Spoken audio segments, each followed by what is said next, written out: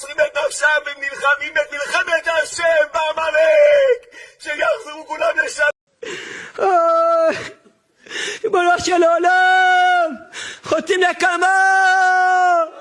साथियों, अस्सलामु अलैकुम। आप सब कैसे हो? उम्मीद करती हूँ आप जहां भी होंगे खैर व आफियत से होंगे।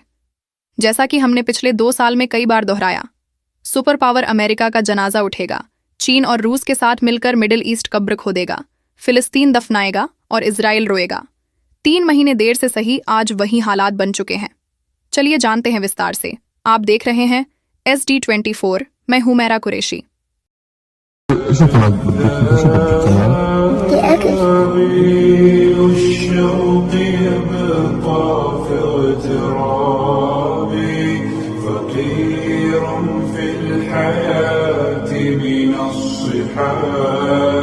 कयामत खुद बताएगी कि कयामत क्यों जरूरी थी। कयामत की तकरीबन निशानियां पूरी हो चुकी हैं। कयामत करीब है। किसी ने फिलिस्तीन की एक मासूम बच्ची से पूछा, तुम्हें सबसे ज्यादा किस चीज की जरूरत है? मासूम ने जवाब दिया, मुझे सिर्फ खाना चाहिए।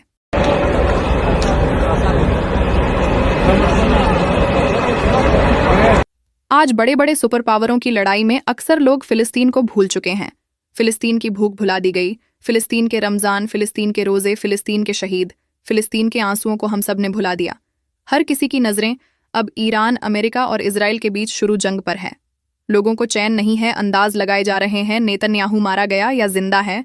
लोग कौन हारेगा कौन जीतेगा इस पर चर्चाएं हो रही हैं, लेकिन फिलिस्तीन पर बोलता हुआ कोई दिखाई नहीं दे रहा।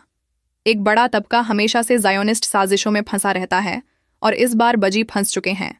इधर ईरान अमेरिका जंग के बीच लोग फिलिस्तीन को भूल गए और उधर ज़ायोनिस्ट ताकतों ने गजा पर कब्जा करना शुरू कर दिया है और जुल्म भी बढ़ चुका है। अब बात करते हैं इजराइल, अमेरिका की फजीहत और बुरी हार की। साथियों, SD24 न्यूज़ को 11 मार्च से मिलने वाला फाइनेंशियल सपोर्ट और यूट्यूब के सभी सोर्सेज से जमा इमदाद हालात को देखते हुए आज देर रात UNRWA में जमा की जाएगी। जनाब मुस्तफ़ा हसन, सुल्तान अहमद, मोहम्मद अजीमुद्दीन शेख साहब और हमेशा सपोर्ट करने वाले शेख हबीब ईसाबाई, मोहम्मद करीम मंसूरी, सलाह अहमद मजुमदार साहब समेत उन सभी मान्यवरों का शुक्रिया जिन्होंने छोटे बड़े अमाउंट से सपोर्ट किया और हमेशा करते आए हैं और उम्मीद है हमें सपोर्ट करते रहेंगे।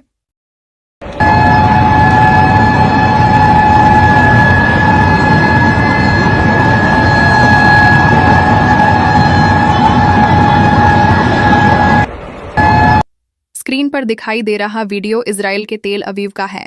नज़ारा जहन्नुम जैसा है और कयामत जैसी आग नेतन्याहू और उसके भक्तों के लिए इबरत है। धरती पर जहन्नुम जैसा नज़ारा बयान करता है। नेतन्याहू और उसके जैसे सारे इब्लीस जहन्नुम का ईंधन बनेंगे।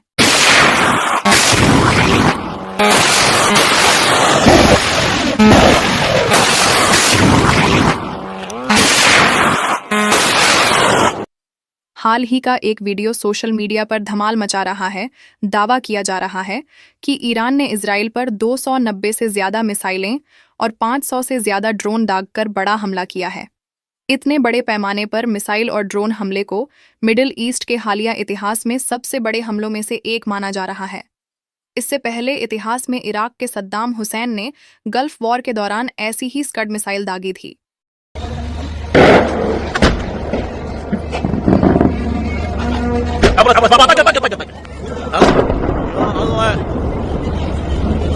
साथियों, जैसा कि हम पिछले 2 साल से करीब 20 से ज्यादा वीडियो में दोहरा चुके हैं कि 2025 खत्म होते होते अमेरिका की सुपर पावरी का जनाजा निकलेगा।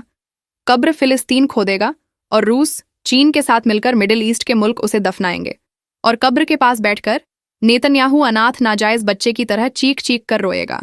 और अगर आओ हमारे रेगुलर व्यूअर है तो आपको याद होगा हमने यह भी कहा था कि जो अमेरिका बार बार फिलिस्तीन को लेकर जिस यूनाइटेड नेशंस में वीटो पावर का इस्तेमाल कर रहा है, वही अमेरिका उसी UN के सामने अमन अमन चिल्लाएगा। 3 महीने लेट हुए, आज अमेरिका का सब कुछ दांव पर लगा हुआ है। सारी दुनिया जान चुकी है कि अमेरिका खोखला सुपर पावर है। सुपर पावर अमेरिका के राष्ट्रपति डोनाल्ड ट्रंप ने ईरान के साथ चल रही जंग में अपनी हार मान ली है। ट्रंप ने कहा, ईरान एक महान और ताकतवर मुल्क है, बेहद ताकतवर। किसी ने भी खाड़ी मुल्कों पर उनके हमले की उम्मीद नहीं की थी। हम सब हैरान रह गए। साथियों, इतिहास डोनाल्ड ट्रंप को एक बेहद बड़े हारे हुए राष्ट्रपति के तौर पर याद रखेगा। Iran, who's truly a nation of great terror and power. Look what happened in the last 2 weeks. The very place where you and your forces do not dare to approach, and you can only talk about it in your tweets. SD24 channel को फिर से block कर दिया गया है। अब block हटने तक इसी चैनल पर मिलेंगे। अगर आपको लगता है कि हम सही जानकारी देते हैं तो अपनों को वीडियो शेयर जरूर कीजिए। तो ये थी आज की अहम जानकारी और चुनिंदा खबरें। तब तक के लिए फी अमानिल्लाह। आप देख रहे हैं सोशल डेमोक्रेटिक न्यूज़ SD24।